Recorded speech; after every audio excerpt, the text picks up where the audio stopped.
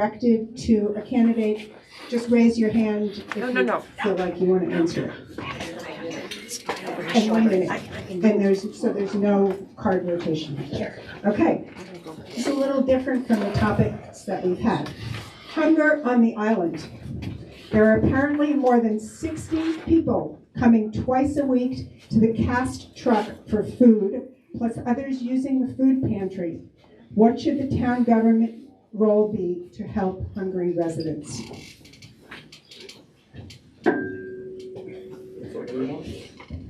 Jerry. I think the town's role is to work with groups like CAST that come over on a regular basis that, to help with the problem. Work how? I'm sorry? Work how? Work how? We tried to find space for them to come over here. We put in the budget a donation to give to CAST. We acknowledge there is a problem, and we're looking for any other ways we can help. We also have the food pantry that we don't run it, but we try to help wherever we can with that also. Okay. Anybody else? Gordon? I think that, I talked earlier about the COVID money that was released to the various towns and the county. I know that we received some of that money, and maybe some of that money could be allocated to a good cause. And let's not forget the food pantry. Food pantry is very active with distributing to the needy.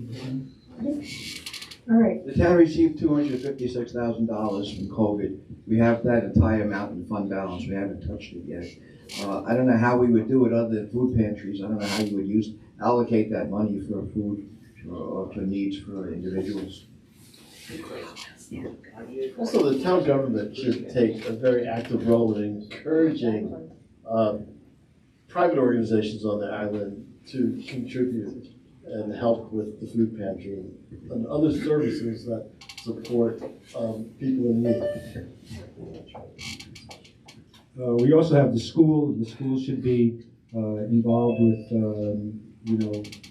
keeping, helping any kids or families, and that's a way to communicate with them. So if you can identify any problems or identify any at-risk people in the town. How do we know those individuals? Have they come forward on their own? We need to address that. If there are more, frankly, and I'm thinking if there's more than 60 families, individuals, we need to find out how we can encourage them to come forward so the town can help them. And again, anybody can answer this question, and you don't all have to respond if you don't choose to. But please describe the most important policies you have either adopted or intend to adopt that protect the shelter island environment, and in particular, shorefront wetlands and open space. Okay? Well, I'm not currently in government, and I've never been a politician before, but I did run Sylvester Manor for many years, and during those years worked actively and very hard towards preserving that land on a permanent basis, and actually making sure that the manor and its operation are sustainable for the long term. Okay. A question? Your question was kind of broad, so I'll go back 20 years. I helped create the Nearshore Overlay District in the original comprehensive plan, and I would put in place the nature preserve system that Mashonack is part of, and Mashonack cannot do any kind of development without a town referendum.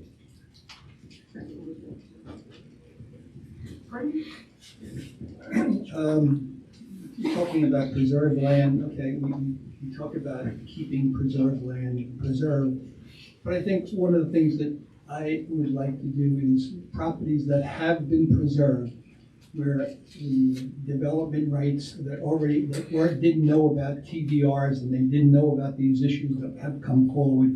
I think they should be grandfathered. I think they should be extinguished. Okay, I think with future property acquisitions, okay, that's an entirely different thing. But I think it's very difficult. I don't think it's fair or right to go backwards and try to claim TDRs on past acquisitions. Thank you. All right, this question is directed to Jerry. Assuming you are reelected and considering potential recession and lower tax revenues, what are you going to do to avoid budgetary problems in the next 2 years? Again, we've instituted user fees throughout the budget with a considerable lessening of the tax base. We have WMAC money, which is the waterways management money that we use for all water-related items. We have the WQI money, which is used for all freshwater problems on the island. We try to use whatever monies are available without going through the taxes. We've also raised user fees for permits and licenses to cover themselves in the landfill. At the landfill, when if you go in the back, you notice the grinder's working. The grinder works at a cost of about $2,000 a day between maintenance and diesel oil. And we have to pay for that with fees, and that's what we've done. We've made sure all our fees cover our expenses rather than have the taxpayers offset it. Thank you. Gordon, this question was directed to you. What steps would you implement to bring the bloated town budget to stability? Not my word. Well, I don't know about the bloated part, okay, and I won't make that kind of a comment, okay, but I think rather than, when we talk about budget time, we talk about, how do we, what is required, okay? I think we need to look at every department because and see where our efficiencies can play a bigger role. I think there are some things that we can really trim back on, and if someone says to me, what are those items, okay? There's always items. I mean, community preservation can do better. I think we can do better in various departments, but I don't think anything should be off the table. Obviously, our tax structure is based, we got the school, we got the library, we got the police department, obviously you have the general fund, and so there are a lot of things that go into our overall tax structure. But in terms of the town, I think we just have to pay much closer attention. And quite honestly, the supervisor is the chief financial officer. I assume that if I were running that position, I would take that in a serious manner. Thank you. Can I rebut that? No. Sorry. Okay, this was for anyone who wants to answer. It used to be said that about every 5 years, someone would suggest closing the school. What is your opinion of that? And what do you think the community would look like, both culturally and fiscally? Oh, I want that one. I got it. My 4 daughters all graduated from Shelter Island School. One of the reasons we moved here is to put my family through the school. I think I served on the school board for 10 years. I think one of the realities is the school will be changing in the next 5 to 10 years. I don't know that we'll be able to have a high school here. I don't know if the numbers will justify it. I hope that's not the case, but it might be a reality. That without the school, again, you lose part of the community. Hopefully, we can keep kindergarten through 8th grade and then have that part.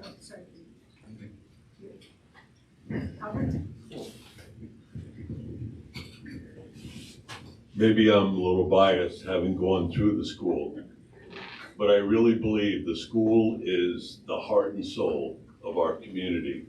And if we lose the school, we'll lose our sense of community. Yeah, I have 2 children here on the island, and it's been a great joy to see them go through the school. I think it's a wonderful thing for the island as a whole. Of course, there's been dramatic changes that came into the island from the outside forces. We used to be able to walk into the school and walk into your classrooms and see the kids and the teachers, and that's gone away now because of the horrendous school shootings. And but it's still a wonderful place, and I'll do everything I can to sustain it. Except have more kids.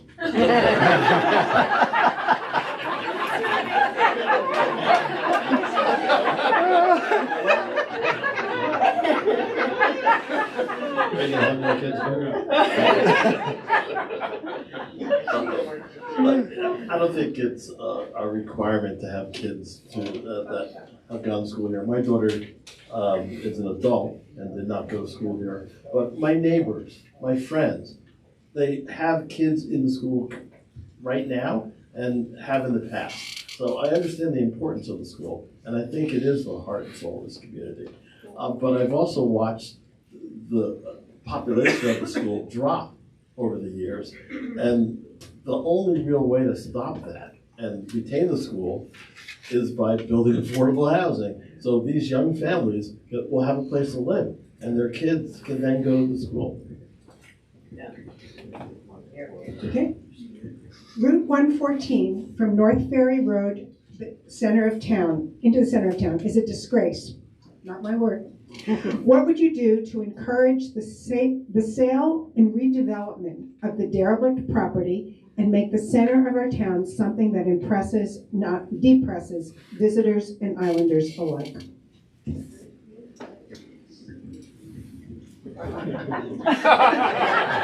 Obviously, nobody wants to touch that one. But there's not a whole lot the municipality can do with private businesses dictating what to do. We talked about at one time maybe an occupancy tax if there's nobody in the building. It's kind of hard to do that. We have, people, complain about Feedy's and the pizza parlor, but they don't talk about the Reporter building, which has been empty for 4 years. It's very hard for the municipality to govern private business. Can we work with them? We'd love to. So it's easier said than done. Well, the way it's done traditionally is municipality goes out and finds incentives from the state, the county, and offers those incentives to sort of help stimulate business. But once again, you can't make private business do it, but you can certainly entice them to do it. I mentioned it earlier, but the center of town has a special zoning called B1, and it needs to be looked at again. I believe it's a failure right now, and I think the town can set the pace by looking to the campus of what town hall is, and possibly expanding it, going to the south there. With purchasing, two of the businesses there in the future. I think the town is looking in the wrong direction with trying to purchase the Murray property and turn it into a fitness center. I think that spreads out the infrastructure too far on the island. I'd like to see it more concentrated in the center, and I think the town can help doing that. There's serious roadblocks to the situation in the center. A lot of the property, or a number of the pieces of property, are owned by one particular owner who, frankly, I don't know how interested he is in developing his property and making it attractive to renters. I don't know, but it is a tremendous roadblock. I don't have an answer how to fix that. It is a big roadblock, however. Okay. What about plans for enforcement of codes that are already active but unenforced because of lack of officers? For example, the irrigation code or short-term rental restrictions. Yeah, again, this has to go back to when I spoke earlier about permit fees and license fees, that we have money in the budget. We just hired a code enforcement officer who works over at Southampton Town. He's working for us 2 days a week to help us with the enforcement. We're well aware of the problem of enforcement, but we're also very well aware of how put upon our building department is with all the work going on. So we felt we need to get some outside help for that, and that's what we've done.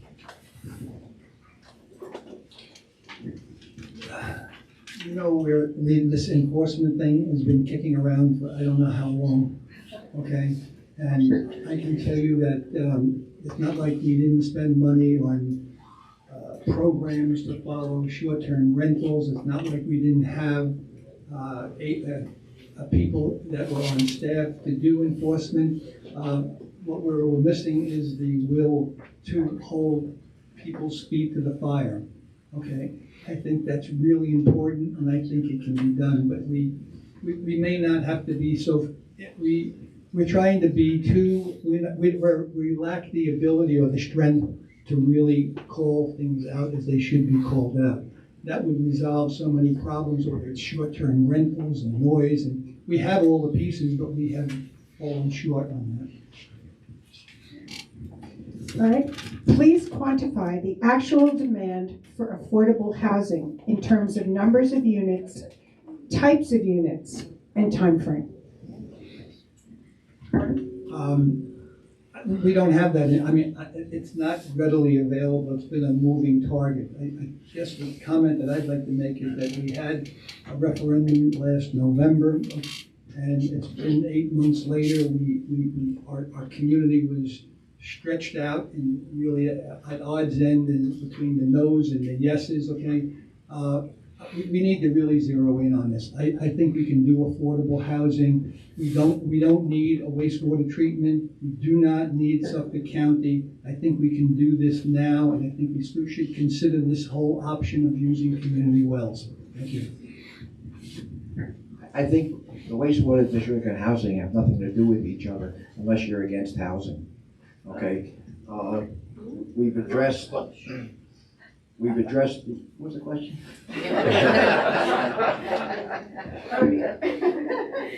Oh, I know what it was, I got it. Okay, as far as the housing, we have a $2 million grant for ADUs. We've had very successful meetings with people coming forward that they'd like to be involved in them.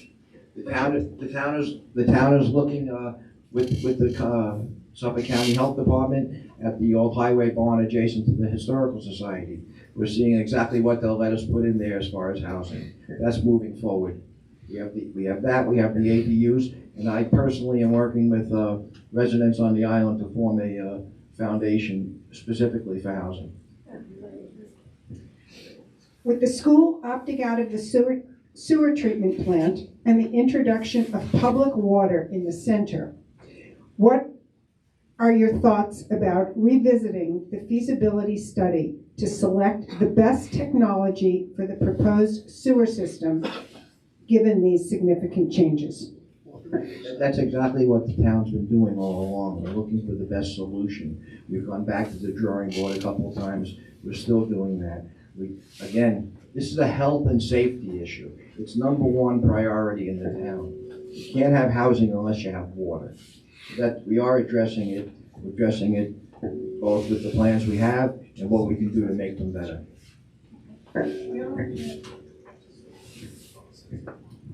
The wastewater, Jerry is right, okay, really, the wastewater treatment should have nothing to do with affordable housing. Yet we spent a lot of time making accusations over those who are supposed to be against affordable housing. Just getting back to the water issue, we were supposed to be municipal buildings only, okay? As recent as this past Monday, we're now talking about tying in the residential, but the spline of the area. What happens is we have a moving target. We really don't know what the plans are, and that's what I'm going to change. You're going to know those plans, okay? It's not going to come out on a Monday morning without any earlier warning. A question for Jerry. With all of the major hotel and restaurant expansions catering to off-islanders with high prices on your watch, the Chequet, the Prydwen, Leon, etc., how many new private sector jobs, year-round, full-time, have been created for on-islanders? And how much incremental tax revenue has Shelter Island received through these expansions? Absolutely no tax rental because the assessments are the assessments. It's not based on what the businesses do. As far as year-round employment, I would have no idea, but I know hundreds of people are employed during the season, and hundreds of people contribute to the economy of the island. I'd also like to say that as far as Gordon keeps going back to us first, them, the housing and the wastewater, when someone says at a public meeting that the wastewater project is Silla's Trojan horse for housing, then yes, it is an option. It is obviously an issue. Okay, and that Oh, we're out of time. Yes. Okay. Thank you all. Thank you all.